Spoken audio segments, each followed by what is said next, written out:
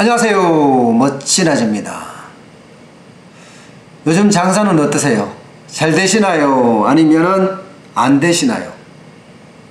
저도 오미래 소유국밥집을 운영을 하고 있는데 주변에 다른 자영업자분들을 만나서 이야기를 해보면 추석 이후에 10% 많게는 20%까지 떨어졌다.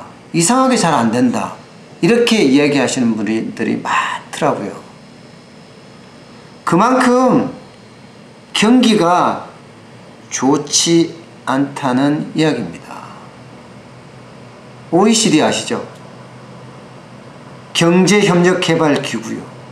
여기서도 한국 경기 전망에 대해서 그렇게 좋게 평가하지 않습니다. 벌써 17개월째 내리막만 긋고 있습니다. 일반적으로 경기 선행지수라는 게 있어요. 이 선행지수가 100일 때 정상, 100보다 낮으면 하강 국면으로 간다. 이렇게 이야기할 수 있는 지표거든요. 지금 한국은요 99.19가 됐습니다. 지난 3월에 101.01이었으니까 그때에 비하면 1.82포인트가 떨어진 거고요. 17개월째 계속 내리막이에요. 17개월째 말입니다. 경기가 계속 하강 국면으로 가다 못해 침체 국면으로 가는 것 아닌가 하는 이야기까지 나올 정도입니다. 왜? 이제 비교 대상이 글로벌 금융위기가 한창이던 2008년 9년이 아니고 IMF 외환위기가 한창이던 98년 99년으로 돌아갔거든요. 경기 선행지수가 17개월 연속 감소한 것은요 IMF 외환위기하고 이제 비교를 합니다. 그 당시에 99년 9월부터 2001년 4월까지 20개월간 하락한 적이 있습니다. 비교 대상이 달라진 거예요. 이제는 IMF 때만큼 어렵다 하는 말로 점점 갈 수 있다는 뜻입니다. 기업들도 물어보면 야 이거 진짜 IMF 때보다 어려워 라는 말까지 나옵니다. 이제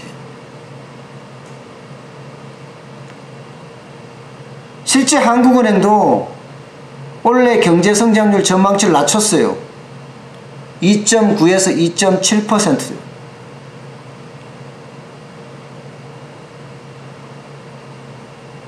IMF 국제통화기금도 3%에서 2.8%로 조정을 했습니다. 그야말로 하향 조정하는 거예요. 상향 조정하는 것이 아니라. 정부도 기획재정부죠. 10개월 만에 처음으로 경기가 회복세가 아니라 나쁜 방향으로 흘러가고 있다고 인정을 했어요. 그동안 계속 회복된다고 그랬거든요. 어디가 회복되고 있는지 잘 몰랐어요. 아무도 몰랐어요. 전부 다 나빠지고 있다고 하는데 정부만 유독 좋아진다고 이야기를 했는데 이제 인정을 한 거예요.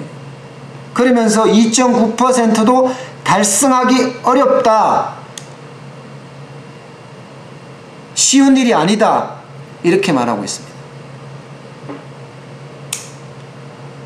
진작에 깨달았으면 진작에 이렇게 상황이 나빠지지는 않았을 테 말입니다.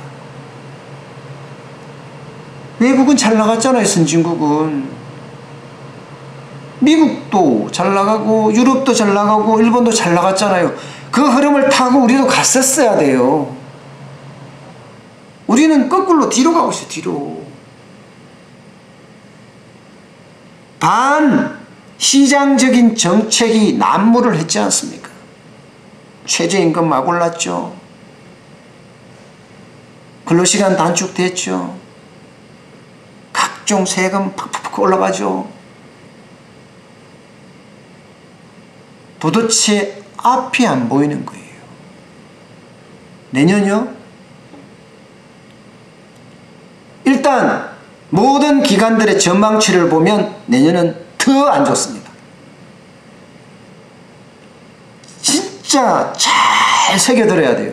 한국은행이나 한국개발연구원도요 2.7% 정도 성장한다고 그랬어요. IMF는 더 낮아요. 2.6%고요. 현대경제연구원도 2.6%, LG경제연구원은요 2.5%로 관측하고 있습니다. 올해보다가 더 어려움이 온다는 겁니다. 상황이 이런데 추석 이후에 장사가 잘 안 된다고 이야기를 하는데 내년은 어떨까요? 아우, 암울합니다.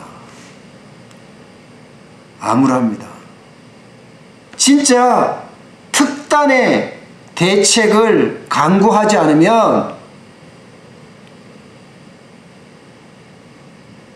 기업들도 우리 같은 자영업자 소상공인들도 살아남지 힘들 것으로 생각됩니다.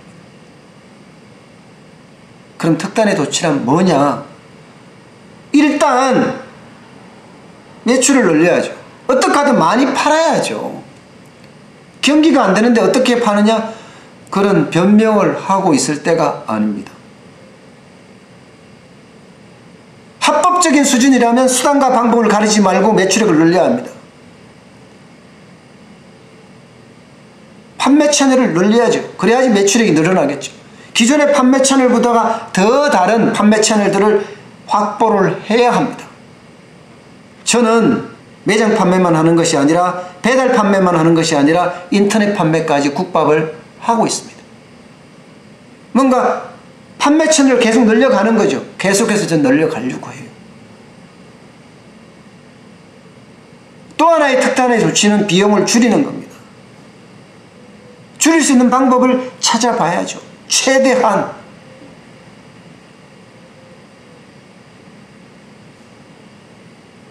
최저임금이 너무 많이 인상되면 사람을 그만큼 덜 쓰게 될 수밖에 없는 거예요. 그러면 어떻게 해야 될까요? 기업은 생산성을 높여야죠. 그 방법밖에 방법이 없습니다. 지금 생산성을 높이는 방법 외에 비용을 줄일 수 있는 방법이 있겠습니까?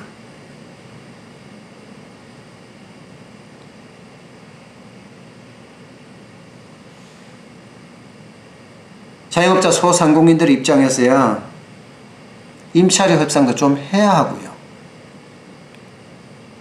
관리비 협상도 좀 해야 하고요. 비용을 줄일 수 있는 요소라면 물불 가리지 말고 협의하고 또 합의를 이끌어내야죠. 그래야지만이 내년에 버티지 않을까 생각을 합니다. 돈을 버는 게 아니라 버티지 않을까요?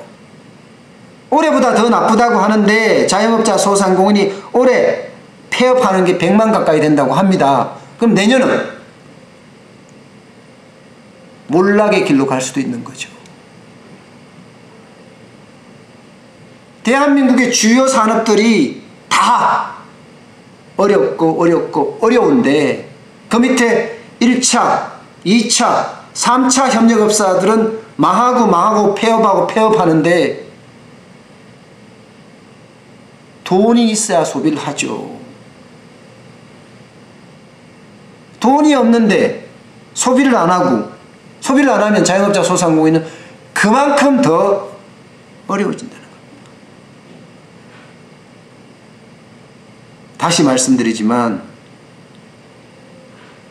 판매 채널, 매출을 확대하기 위한 판매 채널 확대에 전력을 다해야 합니다. 빨리 준비해야 합니다. 그리고 비용을 줄이기 위한 방안 빨리 만드셔야 합니다.